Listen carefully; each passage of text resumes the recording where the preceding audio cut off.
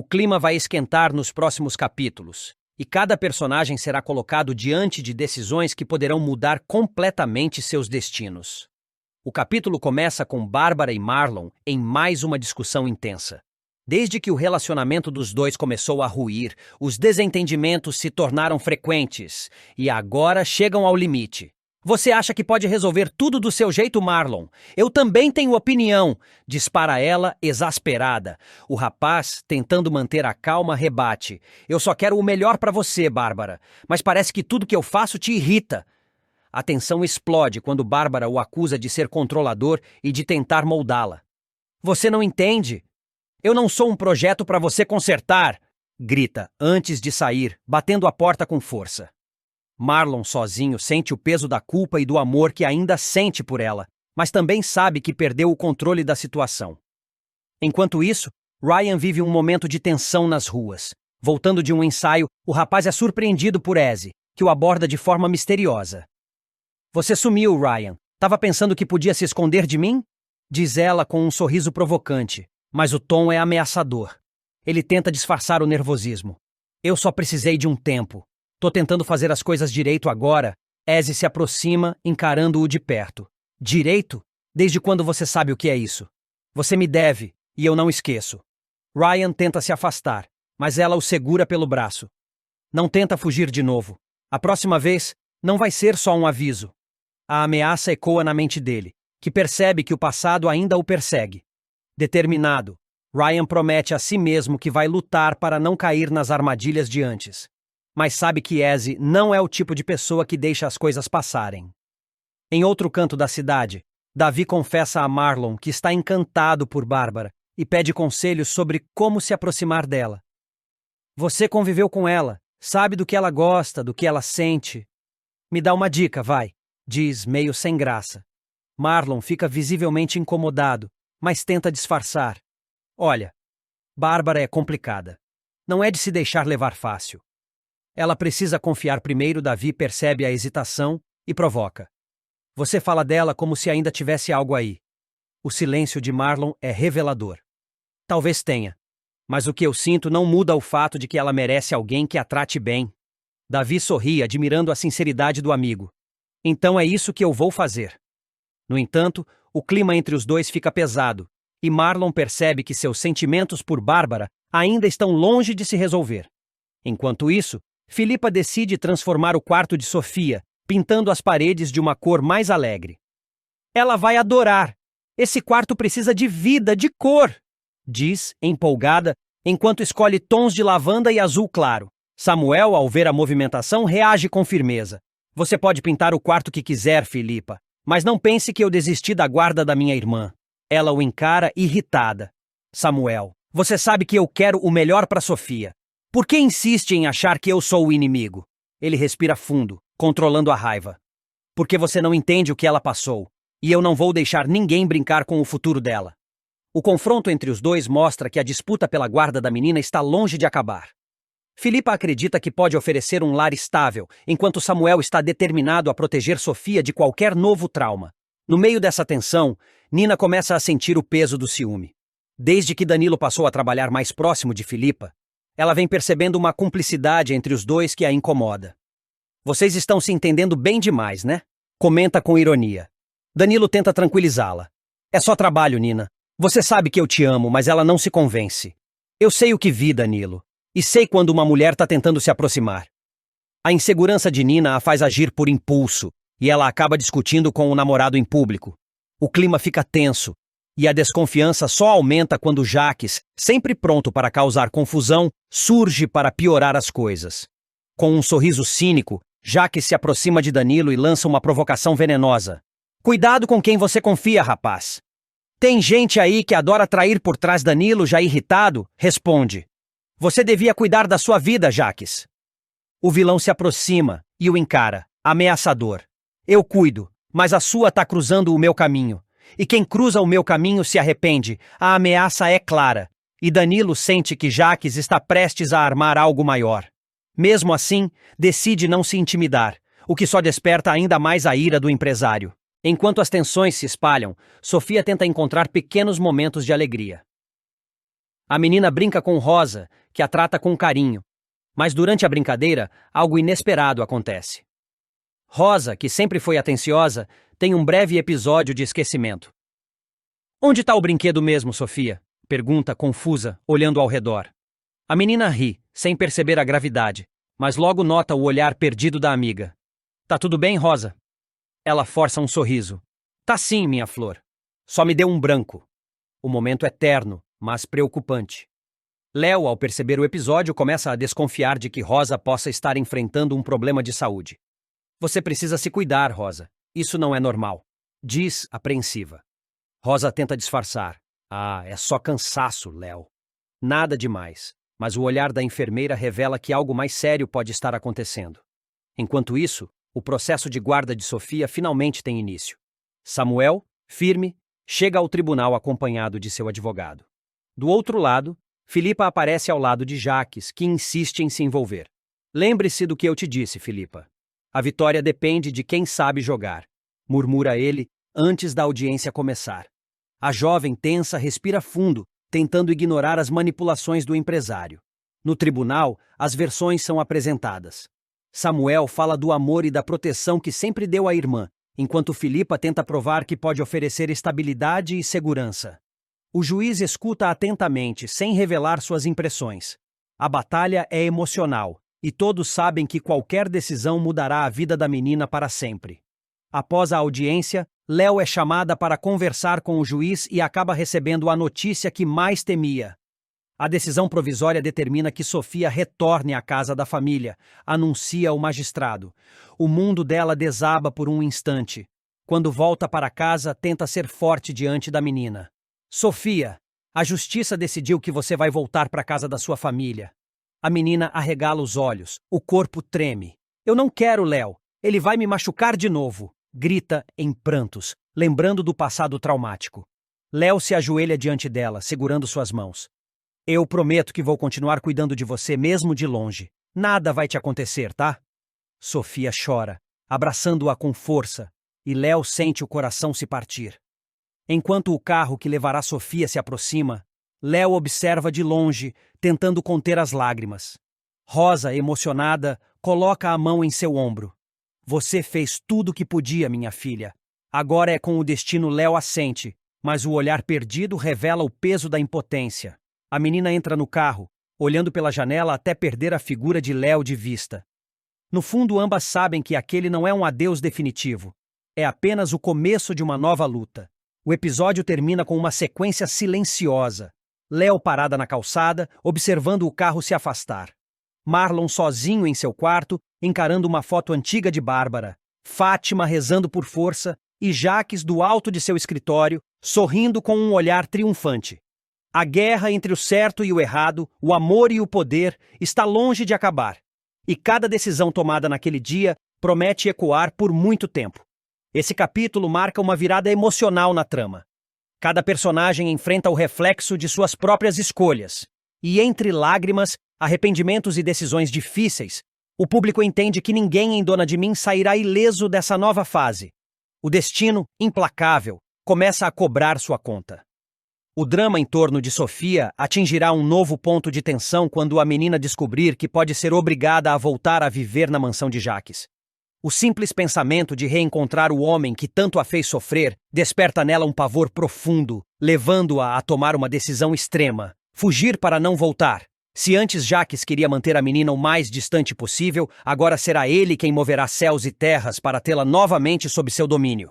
E para isso, o vilão usará sua arma mais perigosa: a manipulação.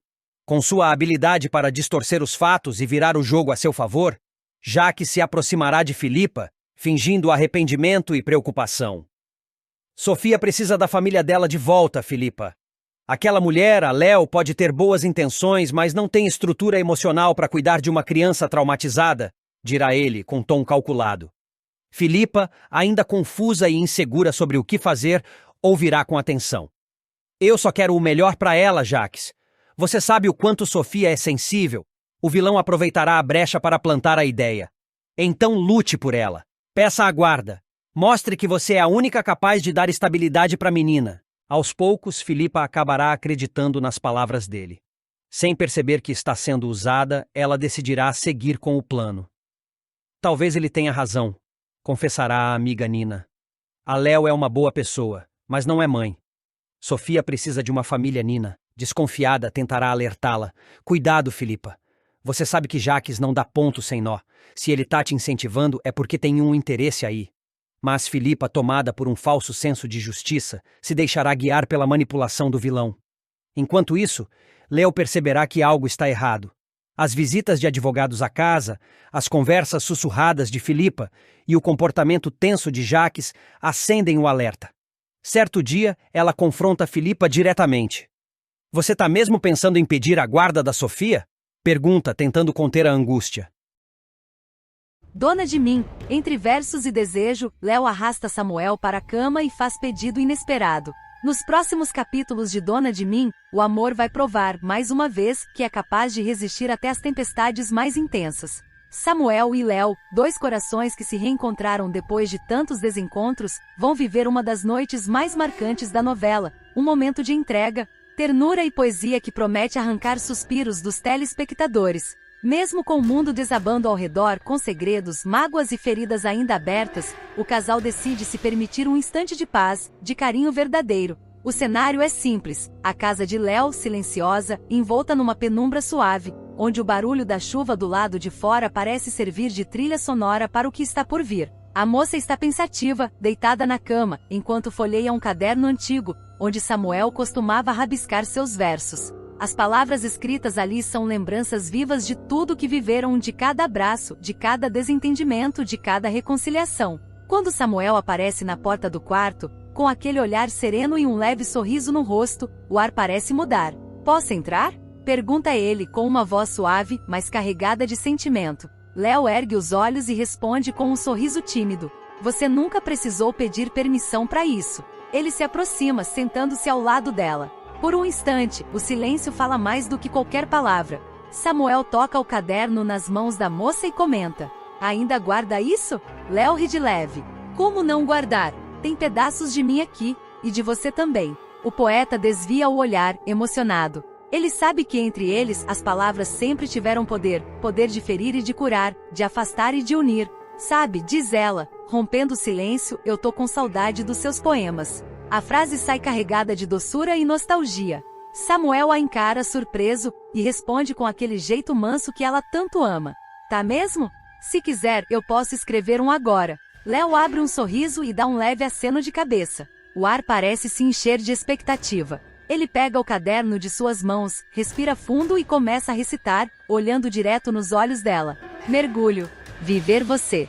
É ir cada vez mais fundo. Me afogo e reencontro. Vivo, me encanto. Não sou mais. Nem você é. Apenas nós. Cada palavra cai como um sussurro, um toque, um convite. Léo se aproxima, com os olhos marejados e o coração acelerado. Ela o beija, primeiro com delicadeza, depois com uma paixão que há tempos guardava dentro de si. O clima esquenta e o amor deles, antes contido pelas circunstâncias, transborda de vez. As mãos se procuram, os corpos se encaixam, e o tempo parece parar. É como se o mundo inteiro tivesse desaparecido, restando apenas eles, duas almas tentando se reencontrar no meio do caos. O momento é intenso, mas não é apenas físico. Há emoção, cumplicidade e uma sensação de refúgio. Léo, entre beijos, sussurra. Eu precisava disso. De você, do seu jeito de me olhar, de me entender sem eu dizer nada. Tânia observava da janela do escritório o momento em que Jaques e Filipa saíam juntos do carro. A risada da viúva ecoava no pátio da Boaz e a empresária sentiu o estômago revirar. O divórcio mal havia sido assinado e ali estava ele, o homem que um dia a amara, exibindo outra mulher sem a menor vergonha. É isso que restou do Jaques que eu conheci? Pensou, enquanto a raiva e a tristeza se misturavam. Ricardo, que vinha se aproximando pelo corredor, percebeu a expressão dela e lançou um olhar discreto em direção ao casal. Não gostou do que viu. Havia em Filipa algo que o incomodava. Não apenas o fato de ser a viúva de Abel, mas o modo como Jaques parecia usá-la como peça de um jogo maior. E no fundo, Ricardo sabia que não passava de outro peão no tabuleiro de Jaques. Mais tarde, no vestiário da academia da Boaz, Jaques se aproximou de Danilo, o jovem ambicioso que sonhava com uma vaga na diretoria de marketing. Você é esperto, Danilo. disse ele com um tom de voz controlado. E eu gosto de gente assim. Agradeço, Dr. Jacques, respondeu o rapaz surpreso. Mas o que o senhor quer de mim? Quero alguém dentro da empresa que me mantenha informado. Entenda, há pessoas conspirando contra mim, e eu preciso saber quem são. Danilo hesitou, sem saber se aceitava o convite. Mas o olhar de Jacques era persuasivo demais para ser recusado.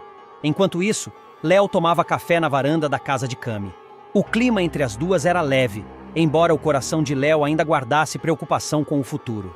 Marlon, ex-noivo de Cami, estava cada vez mais distante, e a relação entre eles parecia não ter mais volta.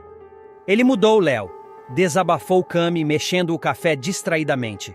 Desde que se aproximou do Jacques, não o reconheço mais. Talvez o problema seja justamente esse, respondeu Léo. Jacques suga o que há de bom nas pessoas. E você? Perguntou Cami tentando mudar o foco. Ainda acredita que pode cuidar de tudo sozinha? Léo riu, sincera.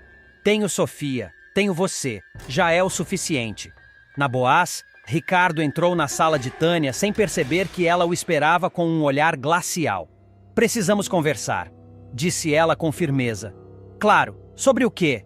Perguntou ele sorrindo, fingindo calma. Sobre traição, Ricardo. Ele tentou disfarçar, mas Tânia já sabia demais. Você acha que eu não percebi suas manobras? Está passando informações da Boaz para o Jacques, acusou. Ricardo deu um passo para trás, nervoso. Tânia, você está exagerando. Eu jamais... Mas antes que terminasse, ela puxou algo da gaveta, um par de algemas. Eu sempre fui justa, Ricardo, mas hoje não. Hoje eu quero que você sinta o que é perder o controle. Com um movimento rápido, ela o algemou à cadeira.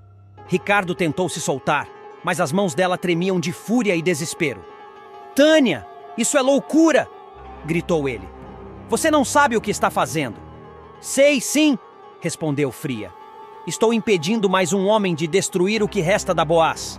Ricardo se debatia, e a tensão crescia. Quando tentou se levantar à força, ela o empurrou, e num impulso o atingiu com um castiçal. O advogado caiu, desacordado. Tânia ofegava, assustada com o que fizera. Mas uma parte dela, a parte cansada de ser enganada, sentia um estranho alívio. Do outro lado da cidade, o ginásio estava lotado. Era o dia das lutas de kickboxing, e Marlon era o centro das atenções. Entre o público, Léo e Cami acompanhavam tudo lado a lado. Heidegger, treinador de Marlon, conversava com Bárbara, a jovem lutadora que havia se tornado sua pupila mais promissora. Fique de olho em Lucas, aconselhou ele com um sorriso. Ele é talentoso, mas ainda não controla os impulsos. Pode aprender muito com você. Bárbara assentiu, observando o rapaz de longe, sem perceber que o interesse de Heidegger por ela ia além do profissional.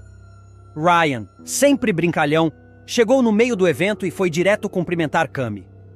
Vim ver o espetáculo, disse divertido. E quem sabe aprender uns golpes com você. Léo riu da situação, balançando a cabeça. Cuidado, Cami. Esse aí quer um treino particular. Se ele aguentar meia rodada, eu ensino, respondeu Cami entre risos. A luta começou.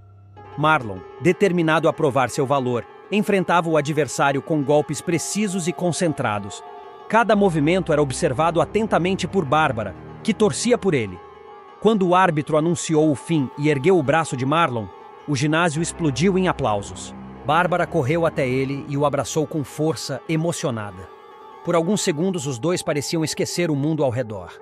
Mas Cami e Léo, na arquibancada, viram tudo. Cami, ainda sentindo o peso do rompimento, disfarçou o incômodo com um sorriso contido. Léo, percebendo o constrangimento da amiga, tocou em seu braço. Deixa pra lá, Cami. Às vezes o melhor é deixar o passado onde ele está. Cami respirou fundo e concordou em silêncio. Marlon, agora rodeado de aplausos, olhou discretamente para ela, arrependido, mas nada disse. De volta a Boaz, o silêncio na sala de Tânia era pesado. Ricardo começava a recobrar a consciência, com uma mancha de sangue na testa e as algemas ainda presas. Ela, sentada diante dele, observava o corpo inerte se mover. Agora você sabe o que é ficar à mercê de alguém, Ricardo, murmurou com os olhos marejados. Lá fora, a noite caía sobre todos. Sobre Jacques, que tramava novos planos com Filipa, sobre Léo, que ria com Cami tentando esconder a preocupação, e sobre Tânia, que acabara de cruzar uma linha sem volta. Nos próximos capítulos de Dona de Mim, Rosa estava sentada na varanda, o olhar perdido entre as flores murchas do jardim que Abel tanto cuidava. O vento leve balançava seus cabelos grisalhos e, por um instante, ela parecia lembrar do passado. Mas logo a confusão em sua mente voltava, misturando rostos, vozes e lembranças. Jaques, seu filho, aproximou-se com um sorriso frio, o mesmo que usava para disfarçar segredos. "Mãe", disse ele com uma doçura ensaiada, "a senhora vai se surpreender com o que eu estou prestes a fazer." Rosa olhou, confusa, tentando decifrar aquelas palavras. "Surpreender? Ah, Jaques, você sempre gostou dessas surpresas, não é? Mas seu pai..." Ela parou, tentando lembrar o nome. Abel não gostava disso. O rosto de Jaques endureceu ao ouvir o nome do irmão. A lembrança de Abel era uma ferida aberta, e para ele Rosa insistia em cutucá-la todos os dias. "Abel se foi, mãe. Está na hora da senhora parar de viver no passado", respondeu ele, seco, disfarçando a irritação. Mas Rosa, num lampejo de lucidez, encarou o filho com uma tristeza profunda. "Você fala como se fosse fácil esquecer o que se perde, Jaques. O tempo apaga rostos, mas não apaga a culpa." Essas palavras o atingiram como uma faca. Por um instante, o vilão perdeu o controle da própria máscara. Depois, respirou fundo e saiu, deixando Rosa sozinha com suas memórias embaralhadas. Enquanto isso, Léo caminhava inquieta pelo jardim da Boaz. Desde que assumira a guarda de Sofia, a filha adotiva de Abel, vivia sob constante tensão. Tinha medo de Jaques, de suas ameaças veladas e de sua maneira controladora de manipular tudo ao redor. A presença de Dedé, o filho de Cami, apenas aumentava o risco de um confronto. Léo sabia que Jaques não reagiria bem ao ver as duas crianças juntas. Sofia era o elo que ele tentava apagar do passado de Abel. E Dedé representava a lealdade de Cami, sua antiga aliada que agora o enfrentava. No escritório, Ricardo observava os relatórios sobre a transição da Boaz, empresa fundada pela família. Com um meio sorriso, ele assessorava Samir, o novo diretor jurídico, enquanto enviava cópias de documentos confidenciais diretamente para Jaques. O jogo de espionagem corporativa estava em andamento e cada movimento era calculado. "Samir, a reestruturação está sob controle", garantiu Ricardo com voz firme. "Só precisamos ajustar os contratos de representação externa." Mas assim que o sócio deixou a sala, Ricardo digitou uma mensagem rápida no celular. "Jaques, os documentos estão com você. A Boaz está pronta para cair na área da piscina." Sofia brincava com Dedé sob o sol da tarde. As risadas das crianças ecoavam, inocentes, sem saber o perigo que as cercava. Jaques apareceu de repente, com o olhar gélido, e parou diante delas. "Ora, ora, a nova família de Abel", provocou com ironia. "E pensar que o meu irmão morreu defendendo isso." Léo se levantou imediatamente, protegendo Sofia com o corpo.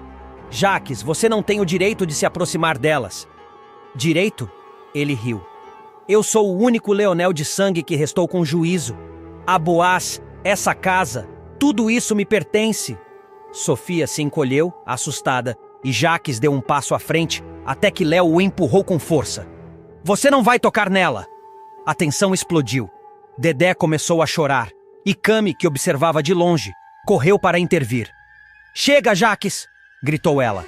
"Você perdeu o controle há muito tempo." Mas ele apenas sorriu, como quem se diverte com o caos que provoca. "Vocês ainda vão me agradecer, Cami. Tudo o que faço é por justiça." Léo tremia de raiva. Sabia que aquele homem era capaz de qualquer coisa. Naquela mesma noite, Cami decidiu pôr fim ao que restava de sua relação com Marlon. O noivado, que um dia parecia promissor, agora era apenas um fardo. "Eu não posso continuar assim, Marlon." "Você mudou", disse ela firme. "Mudei porque o mundo mudou, Cami. Você não entende o que está em jogo", respondeu ele evasivo. "Eu entendo sim. Entendo que está se tornando igual ao Jaques. E isso eu não posso aceitar." Ela retirou o anel do dedo e o colocou na mesa, saindo sem olhar para trás. Marlon ficou em silêncio, observando a joia brilhar sob a luz fraca do abajur. Um símbolo do amor que ele acabara de perder.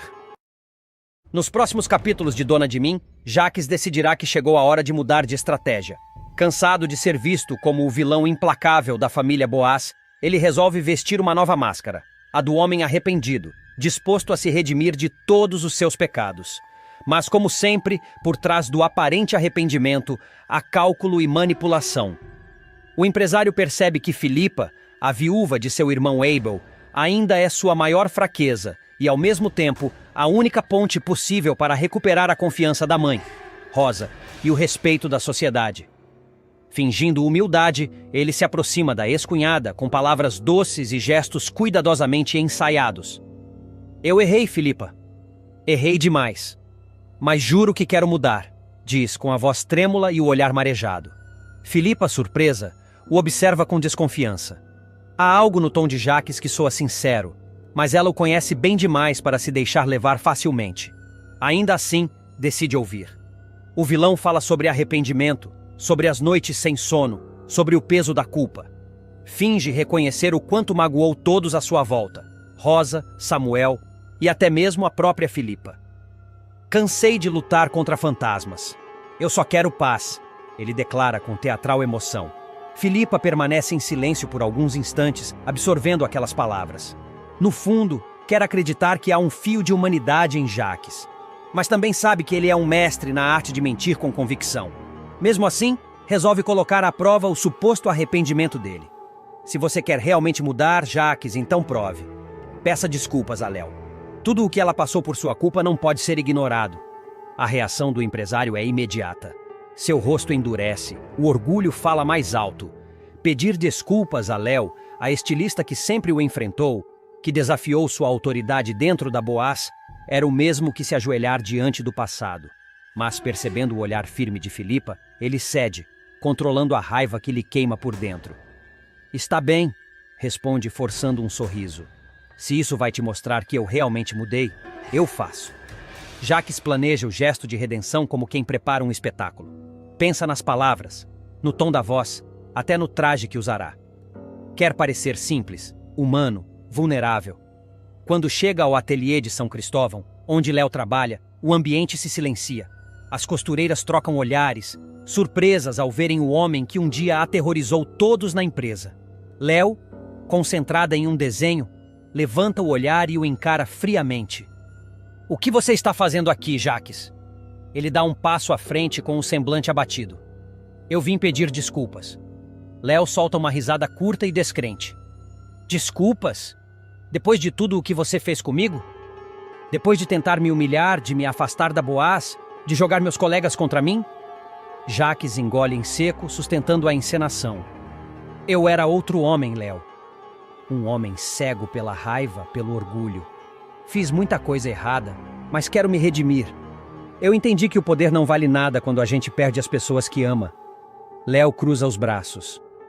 Não me venha com esse discurso ensaiado. Você sempre diz o que as pessoas querem ouvir. Mas o que você sente de verdade, Jacques?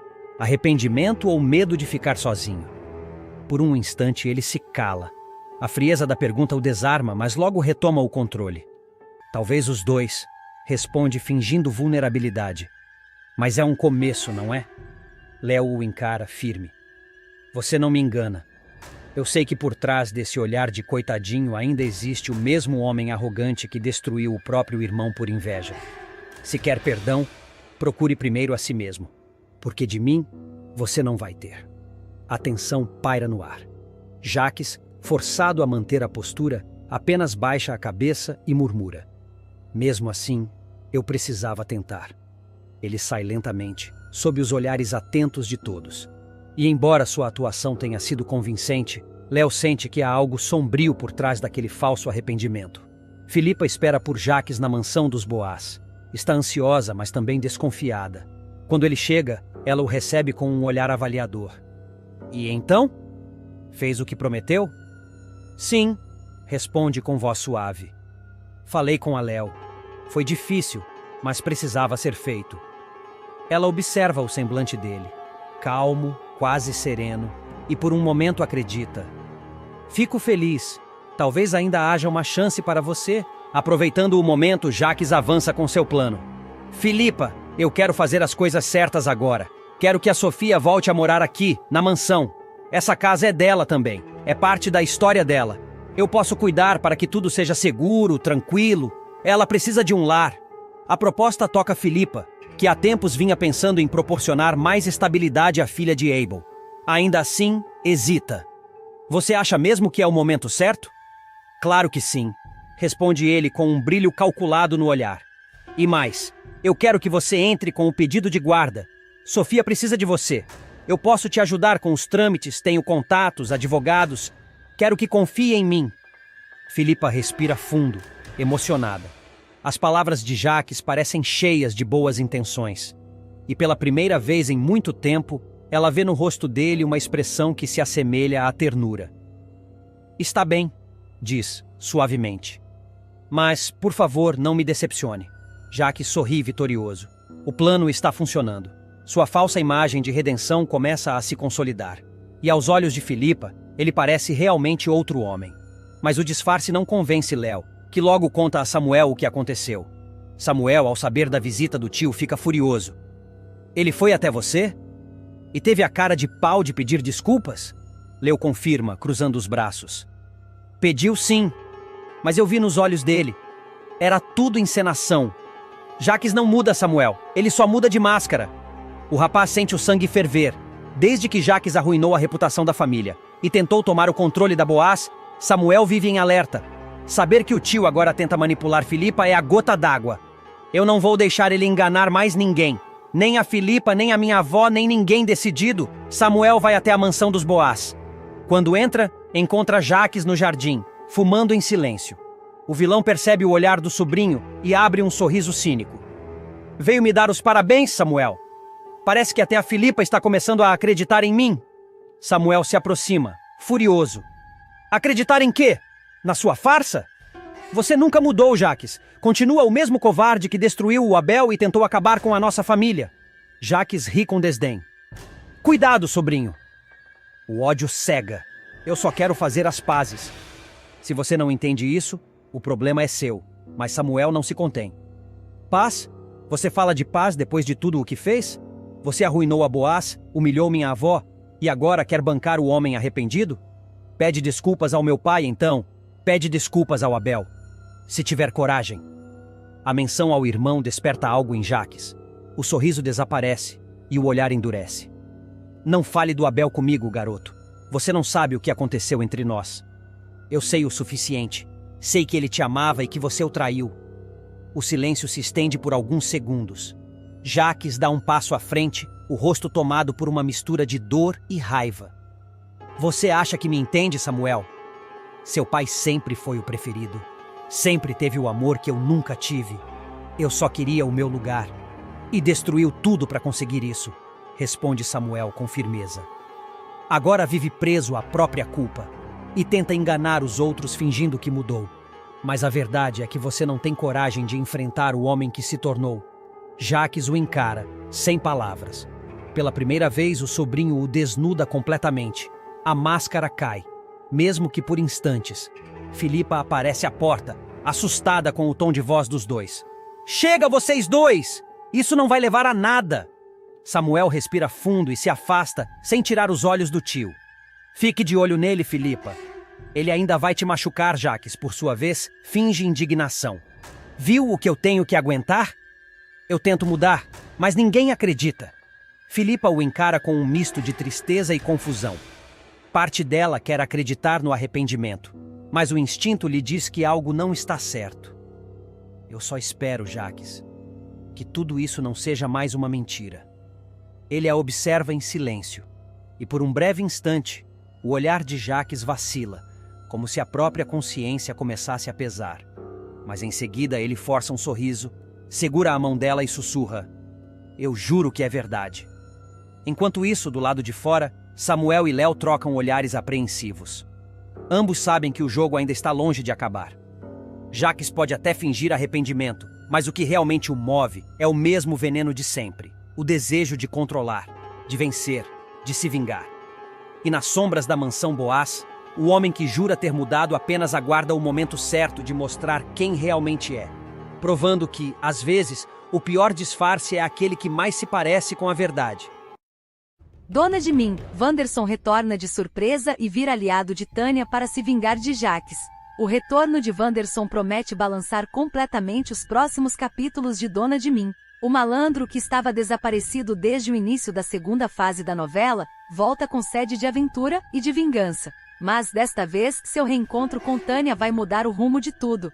Ela, tomada por um surto de ciúmes e dor, decide aceitar uma proposta antiga do golpista: unir forças para destruir Jaques e Felipa, o casal que ela mais odeia no mundo. O reencontro explosivo. Tudo começa quando Tânia Paola Oliveira descobre que Jaques, Fabrício Boliveira e Felipa, Letícia Collin, estão juntos. A cena acontece em um elegante restaurante do centro, onde os dois aparecem de mãos dadas, trocando olhares apaixonados. Tânia, que vinha seguindo o ex há dias, decide entrar no local sem ser convidada. Vestida de preto, com os olhos marejados e o coração em pedaços, ela caminha até a mesa deles. A tensão é imediata. Os clientes percebem a energia pesada no ar. Felipa tenta manter a compostura, mas Jaques se levanta desconfortável. Tânia, não faz isso aqui, por favor, pede ele em voz baixa. Não acredito que você teve a coragem de me humilhar assim, Jaques. Depois de tudo que eu fiz por você? Responde ela com lágrimas escorrendo e a voz trêmula de ódio. Felipa tenta intervir, mas Tânia explode. E fica quieta, sua sonsa. Você acha que ele te ama? Ele só tá contigo porque eu deixei. Jaques segura o braço dela para tentar acalmá-la, mas Tânia puxa com força e sai do restaurante pisando firme, sob os olhares curiosos dos presentes. É o ponto de virada. A partir daquele momento, ela decide que vai se vingar, nem que precise destruir tudo ao redor. O início da vingança. De volta à sua cobertura, Tânia passa a noite em claro, andando de um lado para o outro, olhando para as garrafas de vinho abertas e os papéis da Boaz espalhados sobre a mesa. Ela lembra das humilhações, das brigas e da forma como Jaques tirou dela o controle da empresa. De repente, algo dentro dela se rompe. Ela pega o telefone e liga para Ricardo, Armando Babaioff, o amante com quem teve um caso intenso, mas conturbado. Ele atende com um tom preguiçoso. Tânia, já é tarde. O que foi agora? A gente precisa conversar. E é sobre o vídeo. A menção ao vídeo deixa Ricardo em alerta. Trata-se da gravação que mostra Jaques sabotando o carro de Abel, Johnny Massaro, uma prova que pode destruir o empresário. Ricardo finge estar tranquilo, mas o medo o consome. Tânia, no entanto, está decidida. Ela quer usar o vídeo para acabar com o ex, e se precisar, vai fazer isso sozinha. O plano dá errado. No dia seguinte, Tânia marca um encontro com Ricardo em uma casa afastada, nos arredores do rio. O clima é de tensão. Assim que ele chega, ela o recebe com um sorriso falso e uma taça de vinho. Ele percebe o tom estranho no ar. Você tá bem? Pergunta ele, desconfiado. Tô ótima. Só quero resolver umas pendências. Responde com um olhar frio. Mas quando ele menos espera, Tânia o surpreende, saca uma arma e o obriga a sentar. Com uma corda, o amarra à cama, deixando-o completamente vulnerável. Ricardo tenta manter a calma, mas o pânico cresce. Tânia, você tá louca? O que é isso? Louca? Louca é quem acredita no amor. Eu fui feita de idiota. Agora quem vai sofrer é você.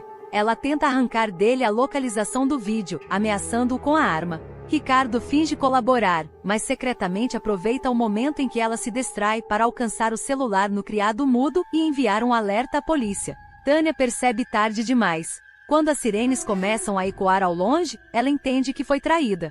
Fuga e desespero. A sequência que vem a seguir é uma das mais eletrizantes da novela. Tânia entra em pânico, mas ainda assim tenta manter o controle. Ela agride Ricardo com uma coronhada, pega o carro e foge às pressas. Enquanto dirige em alta velocidade, sua mente é tomada por lembranças. O dia em que Jaques a abandonou, o momento em que Rosa, Adriana Esteves, a expulsou da Boaz. As humilhações públicas. Tudo isso se mistura num turbilhão de raiva e dor. Ao mesmo tempo, a polícia monta um cerco. As rádios começam a noticiar que Tânia está sendo procurada. Rosa, ao saber da notícia, entra em colapso e comenta com Jaques. Eu sabia que isso ia acabar mal. Essa mulher não tem limite, Jaques. Mas Jaques, em vez de sentir alívio, demonstra culpa. Ele sabe que teve sua parcela de responsabilidade em tudo. Apesar dos erros, ele sente que Tânia está perdida, e que o pior ainda está por vir, o reencontro com Wanderson. Enquanto isso, Tânia segue sem destino, dirigindo por horas até que o carro quebra numa estrada deserta. Ela sai, anda pela beira da pista e cai no chão, exausta. É nesse momento que ouve o barulho de um motor velho se aproximando. Um carro antigo, coberto de poeira, para ao lado dela. O vidro desce lentamente e de dentro surge um rosto familiar. Wanderson Jesuíta Barbosa. E achei que você nunca fosse me ligar, boneca. Diz ele com um sorriso debochado. Tânia, ainda incrédula, se levanta e encara